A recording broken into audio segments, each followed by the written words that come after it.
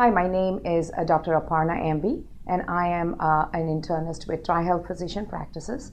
I've been practicing for the last 14 years, and I am also the physician champion for the CPCI project at TriHealth at our office.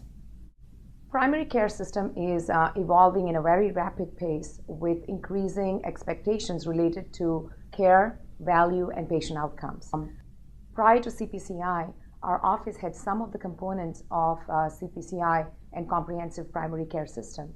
But with the CPCI, we have had resources as well as opportunities to work with patients, improve their patient experience, and also work with them in a comprehensive way to achieve better health, better care, and reduce cost. Prior to CPCI, when our patients did go to the ER or were admitted to the hospital, the only way we could find out is if the patient called us after the ER visits or hospital admissions, or once we got the report, which would sometimes take weeks or maybe longer than that. Now, with the help of electronic medical records, we are able to know when the patients go to the hospitals, either ER or get hospitalized right away. We are able to coordinate care with the help of our care coordinators, able to follow up with these patients, help them make follow-up appointments so that way there's continuity of care.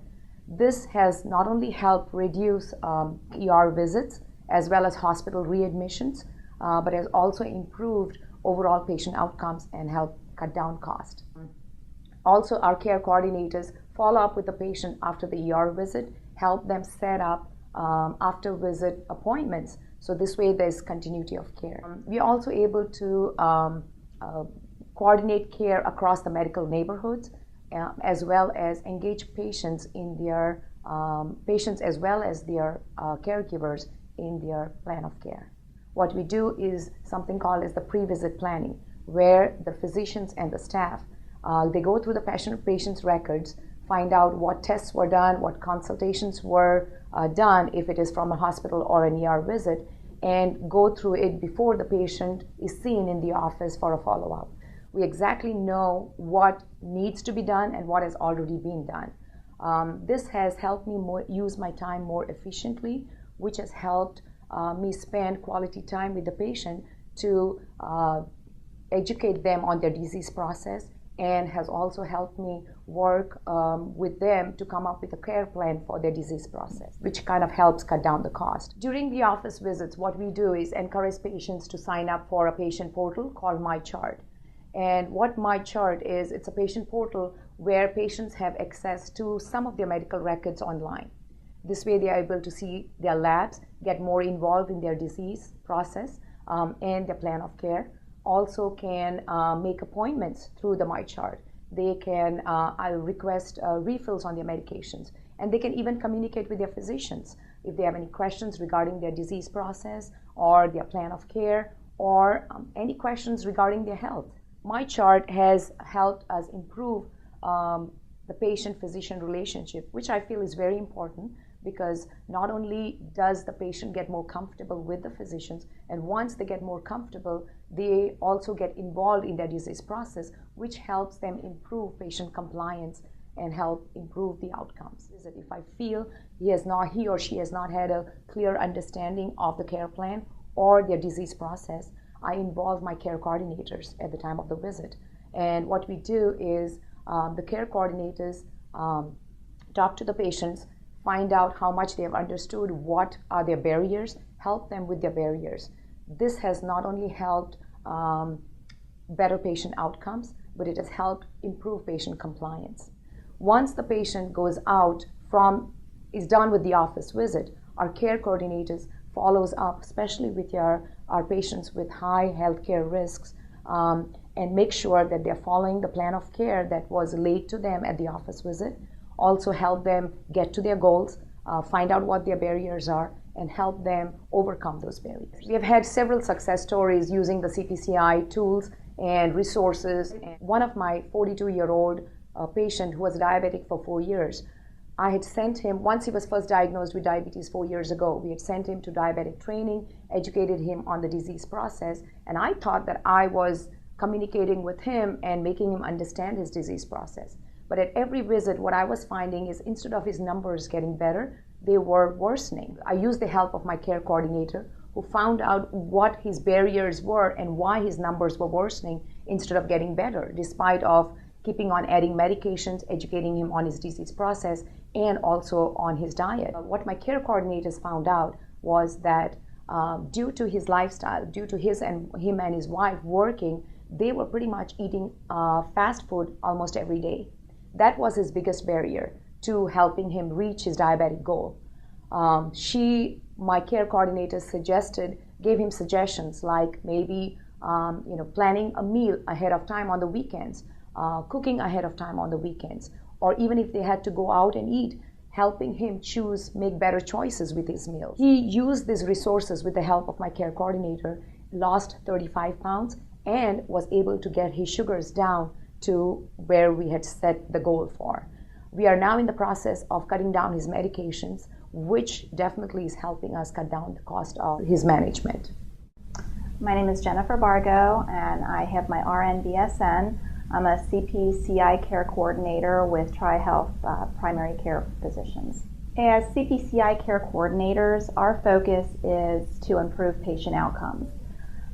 We do this through basically assessing patients, finding out where their barriers might be to improved outcomes, and working with the patients to determine how to get them to the point that they feel comfortable. We're able to build relationships with our patients through initial meetings in the office, and then we follow up through phone calls. And through building these relationships, we're better to assess the patient's needs. Needs might be that there's knowledge deficit, there could be transportation issues, medication compliance or medication concerns, could be financial aspects.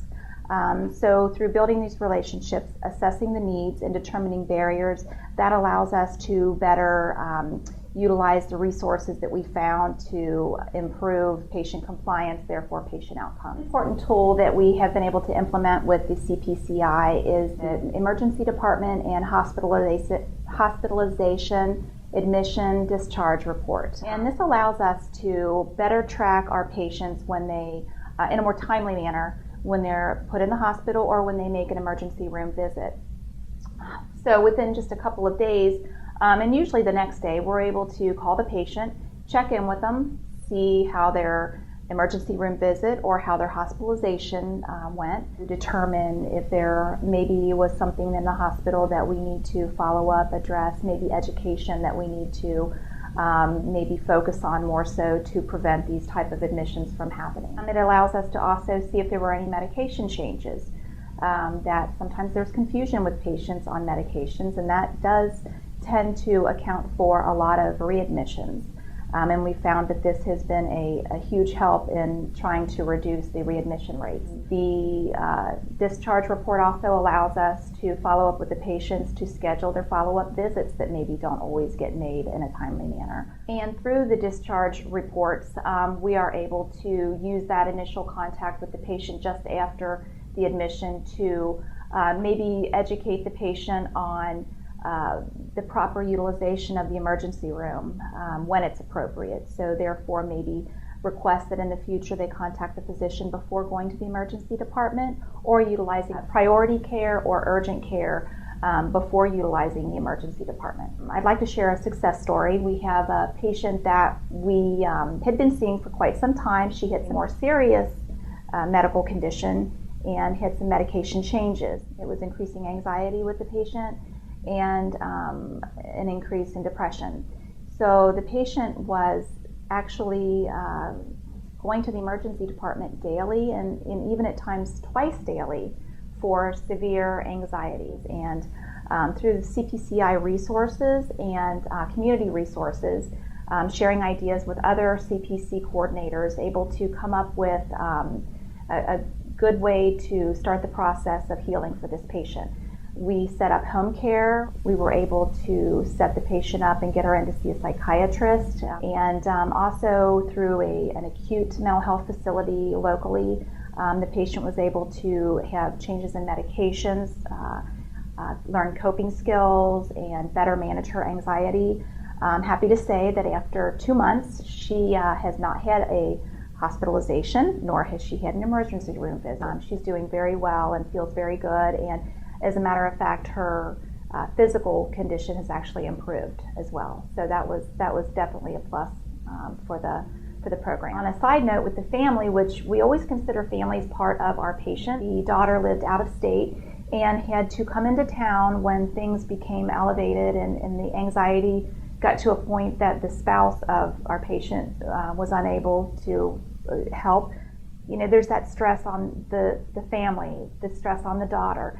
And while the daughter was preparing to return home, I got a phone call that the daughter basically said that she felt very comfortable in going home knowing that the physician and the CPC group understands what's going on with the patient, that there was a very open line of communication, and therefore the daughter felt she could return home to get back to her own life and her own concerns at home. So that was another benefit. So these are just a few examples of all of the different services and resources that the CPCI offers. With the CPC program, it offers the patients more time with their physicians. It offers the physicians spending more time with their patients to discuss their disease process. I think that to sum it up, the CPC allows us to better bridge the care to the physicians.